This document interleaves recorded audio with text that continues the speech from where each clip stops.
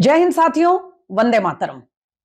गुरुवार को यानी 25 दिसंबर को जब देश भर में हमारे क्रिश्चियन समाज के लोग और अन्य लोग भी उनके साथ क्रिसमस का त्योहार मना रहे हैं और राजनीति के क्षेत्र में भारत रत्न पूर्व प्रधानमंत्री अटल बिहारी वाजपेयी जी की जयंती मनाई जा रही है।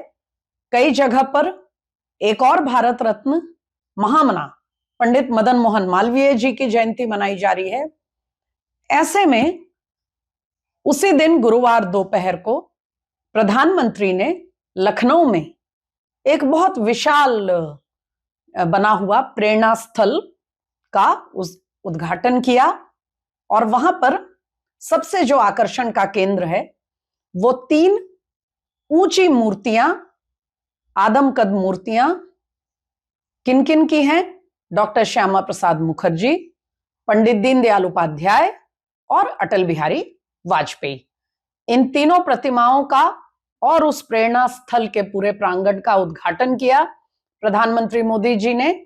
और इस प्रेरणा स्थल में आपको बता दें, जब आप लखनऊ जाएंगे तो बेशक इसको देख पाएंगे कि केवल 3 प्रतिमाएं ही नहीं वहां स्थापित की गई हैं, बल्कि एक बिल्कुल स्टेट ऑफ द आर्ट, बिल्कुल लेटेस्ट टेक्नोलॉजी से युक्त एक म्यूजियम भी तैयार किया गया है, जहां पर इन लोगों से जुड़े उनके जीवन के बारे में, उनके अचीवमेंट्स, उनके कॉन्ट्रीब्यूशंस, उन्होंने कैसे देश को नेतृत्व दिया, क्या विशेष उनकी उपलब्धियां थी, क्या उनके वो कालजयी उनके कॉन्ट्रीब्यूशंस होंगे, योगदान होंगे, जिसके बारे में लोगों को जानना चाहिए। बहुत सारे सवाल खड़े किए जा रहे हैं। खर्चे को लेकर सवाल किया जा रहा है। सबसे ज्यादा सवाल वो पार्टी कर रही है जिसने एक छोटे से गांव सैफई को सिर्फ इसलिए फेमस कर दिया क्योंकि वहां साल में एक बार जुटान होता था, तमाम सेलिब्रिटीज इकट्ठा होते थे और नाच गाने का अनवरत कार्यक्रम चलता था। और कितना पैसा किन लोगों के ऊपर खर्च किया जाता था, पानी की तरह पैसा बहाया जाता था। उस पार्टी को भी प्रेरणा स्थल को लेकर तकलीफ हो रही है। दूसरे लोग भी हैं जिन्होंने अपने जीते जी अपनी आदमकद प्रतिमाएं स्थापित कर दी, उनको भी प्रेरणा के नाम पर दिया गया। पर ठीक है, महापुरुषों में मुकाबला हम अड्डा पर इसको गैर जरूरी मानते हैं और इसको एक बेकार किस्म की बहस, अनावश्यक बहस मानते हैं कि महापुरुषों के बीच में कोई मुकाबला किया जाए, क्योंकि भारत को बनाने में, देश को बनाने में, समाज को मजबूत करने में हर महापुरुष के अपने अपने उनकी भूमिका है। अपने अपने तरीके से सबने देश को, समाज को मजबूत करने का काम किया है। और हम ये नहीं मानते कि वो कोई भी पार्टी हो, वो अगर अपने आइकॉन्स, अपने जो महापुरुष हैं, उनको लेकर इस तरह का कोई पहल ऐसी करती है तो वो कोई पैसे की बर्बादी है। पैसे की बर्बादी अन्य बहुत चीजों में होती है, बेहतर होगा हम उस पर अपना फोकस करें। लेकिन फिलहाल बात कर रहे हैं लखनऊ के प्रेरणा स्थल की, जिसका उद्घाटन गुरुवार को हुआ है। ये क्यों महत्वपूर्ण है साथियों? ये इसलिए महत्वपूर्ण है क्योंकि इस प्रेरणा स्थल में जो 3 प्रतिमाएं स्थापित हुई हैं वो 3 स्टॉलवर्ट्स हैं, 3 ऐसे महानुभाव हैं जिन्होंने आजादी से लेकर के और हाल तक ये साबित करके दिखाया कि देश में जैसा कि प्रयास होता रहा है और कहने की कोशिश होती है कि देश में आजादी का आंदोलन हो या उसके तुरंत बाद आजाद भारत की जो राजनीति थी वो एक ही राजनीतिक दल, उस राजनीतिक दल के अंदर भी एक ही परिवार और एक ही धारा जो राजनीति की है, उसी ने देश को बनाया है, उसी ने भारत को खड़ा किया है।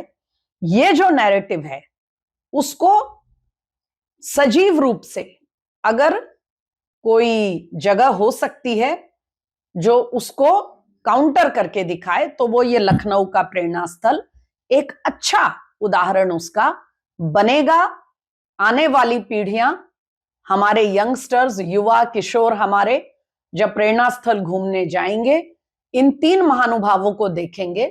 अगर उनकी राजनीति में बहुत ज्यादा दिलचस्पी नहीं भी होगी, फिर भी एक बार ये उत्सुकता होगी मन में कि जाने कि ये जो डॉक्टर श्यामा प्रसाद मुखर्जी की प्रतिमा है, आखिर ये कौन थे, इनमें ऐसा क्या किया था इन्होंने कि उनको याद कर रहे हैं।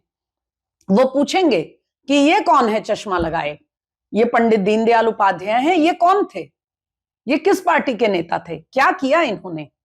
और अटल बिहारी वाजपेयी तो हैं ही, क्योंकि वो प्रधानमंत्री बन गए तो चलिए उनका तो फिर भी एक पहचान हुई। लेकिन शुरुआत कहां से हुई? शुरुआत हुई डॉक्टर श्यामा प्रसाद मुखर्जी और दीनदयाल उपाध्याय जी से। भारत में नॉन कांग्रेस पॉलिटिक्स, कांग्रेस की राजनीति को चैलेंज करने वाली एक धारा थी जो तमाम चुनौतियों के बावजूद खड़ी हुई, अनवरत, फेल होते हुए भी। अगर आप राजनीति में चुनावी जीत को सफलता और असफलता के लिहाज से देखें तो वो बहुत सफल शुरू में नहीं थे। जिस समय जनसंघ बना और दीनदयाल जी गांव-गांव जाकर प्रचार करते थे जनसंघ का, श्यामा प्रसाद जी को तो बहुत कम अवसर मिला।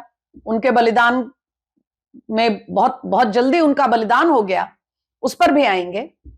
तो ये जो दारोमदार था, ये मेंटल, ये किसको पास किया गया? वाजपेयी जी को। और यहीं पर ये याद दिलाना जरूरी है कि आज कश्मीर भारत का अभिन्न अंग है, तो उसमें श्यामा प्रसाद मुखर्जी के बलिदान को याद रखना बहुत आवश्यक है। जब कश्मीर को बिल्कुल शेख अब्दुल्ला से बातचीत नेहरू की हुई और ये जो कश्मीर का एक विशेष दर्जा दिया गया, श्यामा प्रसाद जी का बलिदान बहुत ही संदिग्ध परिस्थितियों में हुआ, क्योंकि वो जो परमिट का एक कानून लागू किया गया था कश्मीर को विशेष दर्जा देने के बाद, उन्होंने कहा कि मैं जम्मू कश्मीर में दाखिल होऊंगा और बिना परमिट लिए। और माधोपुर का जो बॉर्डर है, जो पंजाब से जम्मू जाने का बॉर्डर है, जहां पर व्यास नदी बहती है, माधोपुर के पुल पर जब वो आए और बिना परमिट लिए दाखिल हुए, उनको गिरफ्तार कर लिया गया और फिर बेहद संदिग्ध परिस्थितियों में उनको मृत पाया गया। श्यामा प्रसाद जी ने अटल बिहारी वाजपेयी को वो दारोमदार सौंपा था कि इस लड़ाई को तुम आगे बढ़ाना। दूसरी तरफ दीनदयाल उपाध्याय थे, उनको न कोई समर्थन करने आ रहा था, न कोई आर्थिक मदद दे रहा था, न किसी और तरह की सहायता मिलती थी। चारों तरफ एक विरोध का माहौल था।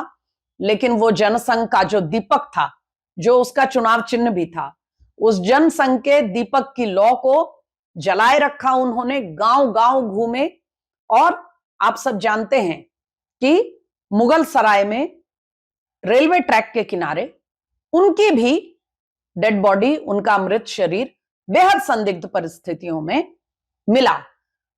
उनके मौत को लेकर जो सवाल खड़े हुए, उस पर भी किसी दिन हम एक अड्डा जरूर करेंगे। फिलहाल प्रेरणा स्थल को लेकर यह बताना चाहेंगे कि एक श्यामा प्रसाद मुखर्जी जो अपनी विद्वता, अपनी मेरिट, अपने कैलिबर के लिए नेहरू के कैबिनेट का हिस्सा थे कॉन्स्टिट्यूशन बनने से पहले, तुरंत आजादी के बाद जो कैबिनेट बनी थी उस इंटरिम कैबिनेट का हिस्सा थे। उन्हें नेहरू की राजनीति को छोड़ करके अलग होना पड़ा और कश्मीर पर उन्होंने मशाल उठाई। अंततः वो विशेष दर्जा, वो धारा 370 नरेंद्र मोदी के नेतृत्व में उसको 2019 में खत्म किया गया। दीनदयाल उपाध्याय, उन्होंने अपने जीवन, अपने संघर्ष से यह साबित किया कि देश में गैर कांग्रेसी राजनीति की जरूरत है और कठिन परिश्रम से, संकल्प से ये हो सकता है। साथियों, जो काम डॉक्टर श्यामा प्रसाद मुखर्जी ने संघर्ष करके, आंदोलन करके दिखाया, उसका महत्व अपनी जगह था। लेकिन जब आप एक कांग्रेस जैसी पार्टी, जिसका उस समय देश भर में पूरा राजनीति पर एक कब्जा था, उसके खिलाफ आप एक राजनीतिक धारा खड़ी करते हैं, तो केवल सड़कों पर आंदोलन से काम नहीं चलेगा। उसका एक आइडियोलॉजिकल, एक वैचारिक उसको आधार देना भी जरूरी है। वो काम किया पंडित दीनदयाल उपाध्याय ने।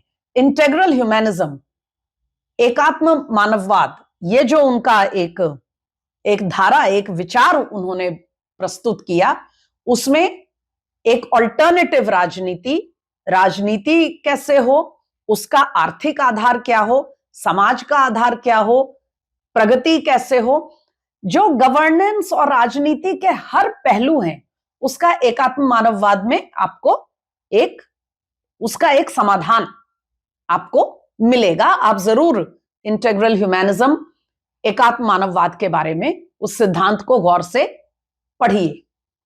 लेकिन यह सब कुछ के बाद भी साथियों, दायरा सीमित था। जनसंघ भी, कई जगहों पर जनसंघ के नेताओं की काफी अच्छी पहचान बनी, लेकिन बहुत राजनीतिक रूप से बहुत सफल नहीं हो रहे थे और काम चल रहा था। वाजपेयी जी, आडवाणी जी और तमाम पार्टी के अन्य नेता ये सब जनसंघ के लिए संघर्ष कर रहे थे, अपने अपने स्तर पे लड़ रहे थे। उसके बाद इमरजेंसी लगी।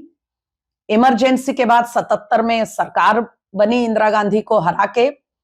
जनसंघ और सब ने अपने अपने नाम हटा करके उसमें शामिल हुए। वहां पर मतभेद हुआ और ड्यूअल मेंबरशिप वाली बात को लेकर जो जनसंघ के सभी नेता थे, जनता पार्टी वाले, वो बाहर आ गए।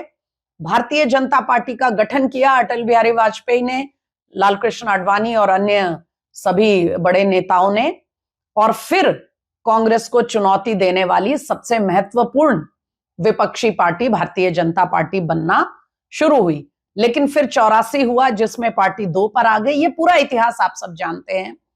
और फिर नॉन कांग्रेस सरकारें भी बनी, लेकिन वो बीजेपी की सरकारें नहीं थी। और तब अटल बिहारी वाजपेयी का दौर आया, जब पहले 13 दिन, फिर 13 महीने और फिर पूरे टर्म के लिए अटल बिहारी वाजपेयी की सरकार बनी। 3 बार उन्होंने प्रधानमंत्री की शपथ ली और 2004 तक वो प्रधानमंत्री रहे।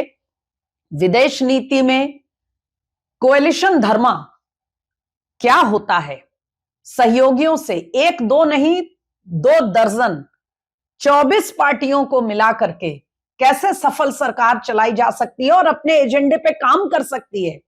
केवल लड़ाई झगड़ा और बैलेंसिंग नहीं। आज अगर गांव-गांव में सड़कें हैं तो वो अटल बिहारी वाजपेयी का विजन था कि प्रधानमंत्री ग्राम सड़क योजना गांव-गांव में सड़कें पहुंचा पाई। गोल्डन क्वाड्रिलैटरल, इसी बीच में कारगिल हुआ, इसी बीच में बहुत सी चुनौतियां आई, पोखरण 2 हुआ और अटल बिहारी वाजपेयी ने एक पहली सफल नॉन कांग्रेस सरकार पूरे टर्म के लिए जो अपना कार्यकाल पूरा कर सकती है, यह साबित करके भारत को भी दिखाया और दुनिया को भी दिखाया। फिर भी भारत रत्न उनको तभी मिला जब नरेंद्र मोदी की सरकार आई।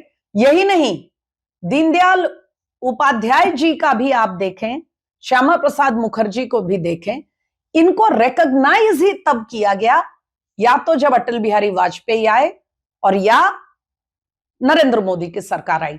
साथियों, हम वाजपेयी जी को जब याद करते हैं तो वो कितने उदार थे। मिलजुल कर चलने की राजनीति क्या होती है, कटुता के बिना भी आप राजनीति में सफल हो सकते हैं, ये सब बातें उनके बारे में हमेशा याद की जाती हैं। इन सब पर बहुत जोर दिया जाता है। कभी इस बात पर भी चर्चा होनी चाहिए कि वाजपेयी जी का तो हृदय बहुत विशाल था। उन्होंने तो सब विरोधियों को भी अपना माना, सबको मिलकर चले, कभी कोई कटुता नहीं रखी। व्यक्तिगत व्यवहार अपनी जगह, राजनीतिक विरोध अपनी जगह। उन्होंने अपने राजनीतिक विरोधी को कभी अपना शत्रु या दुश्मन नहीं माना। राइवल और एनिमी का अंतर उन्होंने हमेशा बहुत ही मैच्योरिटी से इसको बरकरार रखा, इसको समझा। लेकिन उनके विरोधियों ने इस बात को माना क्या? क्या उनके विरोधियों ने कभी यह सोचा कि देश को बढ़ाने में, समाज को, देश को एक रखने में श्यामा प्रसाद मुखर्जी, दीनदयाल उपाध्याय जैसे लोगों के योगदान को भी याद रखा जाए? क्या यह कभी हुआ?